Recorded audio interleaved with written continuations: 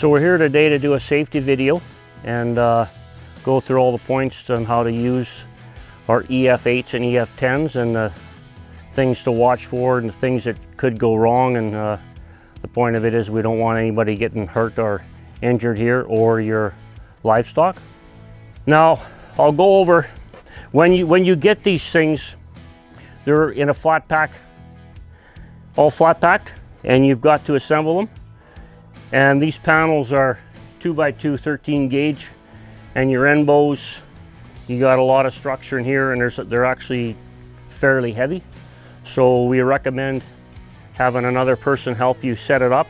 Very important point I want to make, because it could lead to a dangerous situation and you could get yourself hurt. So in every alley, there's these safety latches. I want you to keep them always engaged. The reason they're there is when you're adjusting your alley, if you're not careful and you don't have that safety latch, you can actually pull it right back on you.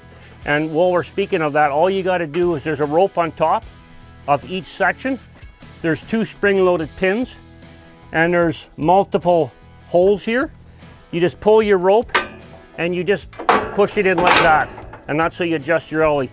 And your alley is shaped in the shape of a cradle, not a V, so it doesn't come too tight on the belly.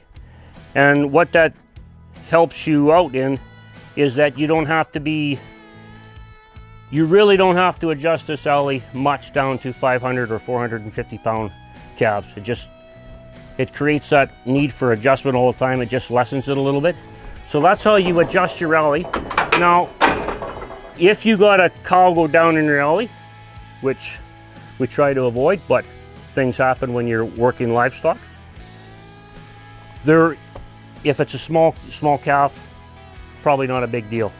If you got a big cow go down, there's going to be a lot of weight and there's going to be a lot of pressure on these pins. I'm going to get set up here and I'm going to show you one way of releasing this alley without it coming smashing down and injuring you. So what I got here is just a standard old lariat. Take the Honda and make a loop around this top cross beam like this.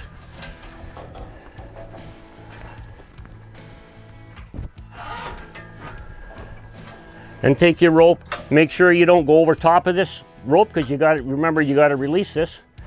So you come under here like this.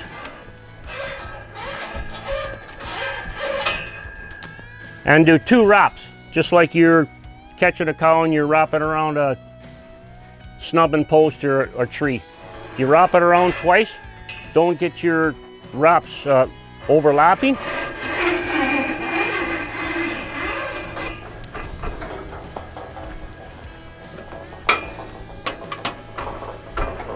Okay, so in this situation I've got a big cow that's down.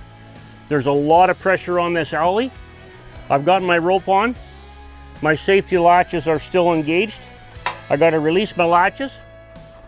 And Janelle here, my assistant, she's going to stand on the other side. She's going to do the release rope. And now I got control of this alley because I got it dollied around there a couple times, and then we'll let it down.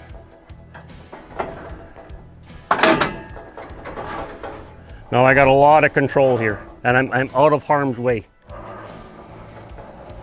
And now that cow will just, depending on how bad she's hurt, she'll either get up and walk out or roll out. And both sides do that. On every single alley, both sides are an emergency exit. But it is an emergency exit. It's not meant to be a side exit, because cattle are going to be reluctant to walk over that if you intend to use it as a side exit. So just stand it back up like this, and then you just pull your rope, latch it back in, put your safety latch back down, and you're back working cattle.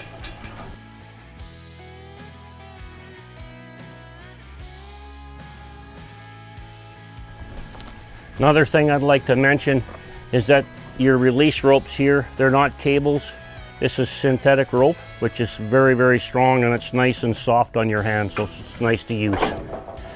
these pins here are the same tolerance as all our cam slams, and they can freeze up in winter, or they can also seize up in the summer. Like say if you're down in a windy, dirty, dusty area like Texas, these things can seize up. So just be aware of that. So from time to time, a little bit of WD-40, like we said before, goes a long way in keeping things working smoothly.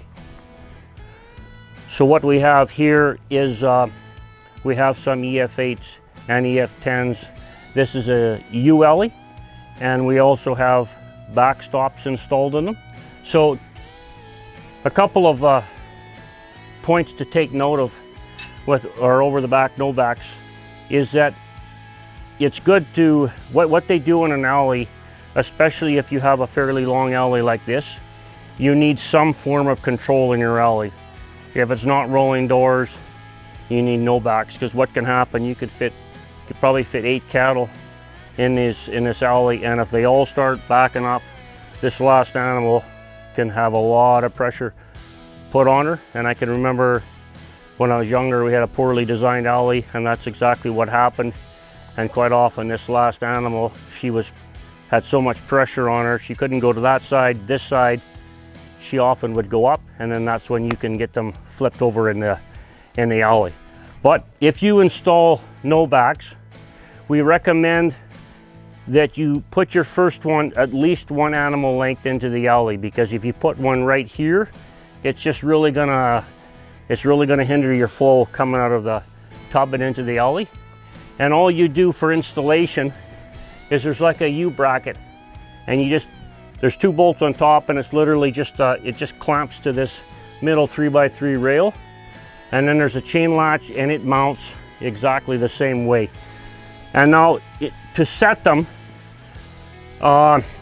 just to keep things really simple, is you want the bottom of this bar, you want it a little bit below the tailbone, but all you're trying to do is when that animal comes through, you want it down enough so that it stops her from backing up. But you don't want to do it an excessive amount, because the farther that bar is down in front of that animal's eyes, the more she'll balk. And it's just a simple chain latch with multiple settings. Now if you don't want to use it, you can take it right up like that, but I recommend not to leave that chain dangling like that, because that it's just something to distract the animal. So I usually do a couple of wraps like that. And that's just an optional piece. You can add as many to your alley as you would like.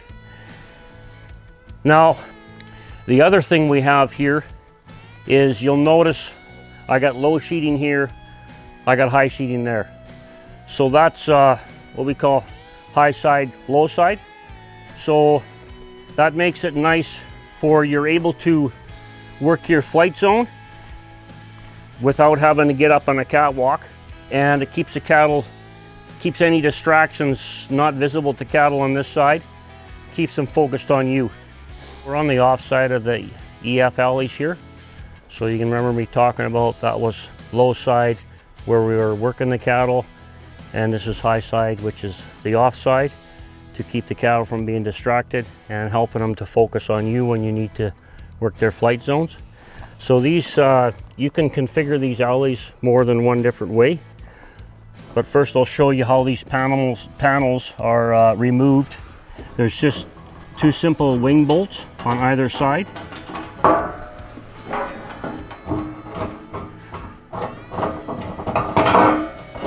So you can see there, you can configure, you can have both alleys, both sides configured that way if you want, or you can have it low side both sides, or just remove the top one and leave the bottom one there, whatever you want. And then if you want to remove them, the storage pocket is right here, and there's a place for your wing bolt, and you can store them right there like that.